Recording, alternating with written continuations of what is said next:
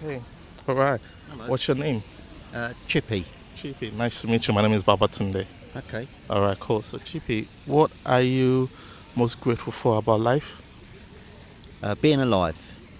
Um, it's a wonderful thing to be able to experience. I'm heading into my 70th year now, and I don't take things for granted. I still work, and I'm grateful for Wow. that. And I've got a big family, 9 grandchildren, Wow. number 10 on the way. And I'm just grateful that I live in a free country where I'm allowed to think and speak, and as long as I stay within the law, do what I like. And it's also just a wonderful time, I guess, to watch the younger generation make their mistakes. I was good with that. Good to But talk about that. unfortunately, so many of them don't learn from their mistakes because life's too easy at times. And when I was a kid, you learned from your mistakes, Yeah, and the trick was not to repeat them. true. If you did, then you took the You did. consequences. So yeah, I'm very, very grateful. Yeah, and a happy man. Awesome. Awesome. So, if you had to advise your younger self, what advice would it be? Don't make the mistakes that I made that I didn't learn from. I guess would be the one. If I was talking to my younger self now, I think I'd say you need to be a bit smarter than when you was. You probably could have been smarter at school instead of being the joker at school. I think I could have had I would have a better career and probably would have retired early if I'd just gone the extra mile in my 20s. Whereas I thought I went the extra mile, but on reflection, and it's easy to say in hindsight, but if an opportunity comes, I think I would tell my younger self, you've really, really got to go for it. Because I used to, like, if I got promoted, I used to say to them, well, what's the next step?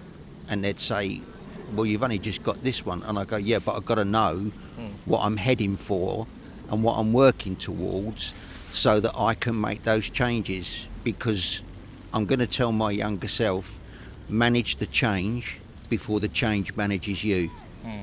So that's what I tell my younger self. Awesome. Awesome. Okay, one more question. One more question. So, you are 70 years old, right? Yeah. Amazing. Throughout your childhood or your growing up and everything, how did you manage relationship, and how would you advise younger people to manage relationships? Relationships are strange. People are different, but you've got to learn. You can't be a dictator. You can't expect in a relationship for people to bend to you and only you. You've got to be able to compromise. You've got to be able to appreciate what the other person, male or female, brings to the table and grow with them. And you've got to want to make that relationship work. I've failed at many, many relationships. I'm lucky enough that I'm still with my wife, thank God. And I've been with her over 30 years now. But we've been through a lot of ups. We've been through a lot of downs. But the one thing that I've learnt from her is the fact that I needed to be more understanding and I needed to listen more. And I think sometimes, particularly men, we don't listen enough and we don't appreciate the female of the species because without her her calming me down, because I was a bit of a hothead, without her calming me down and making me look at the bigger picture of things, I probably wouldn't be in this relationship that I'm quite pleased that I'm still in, really, because it's still nice to grow old with somebody.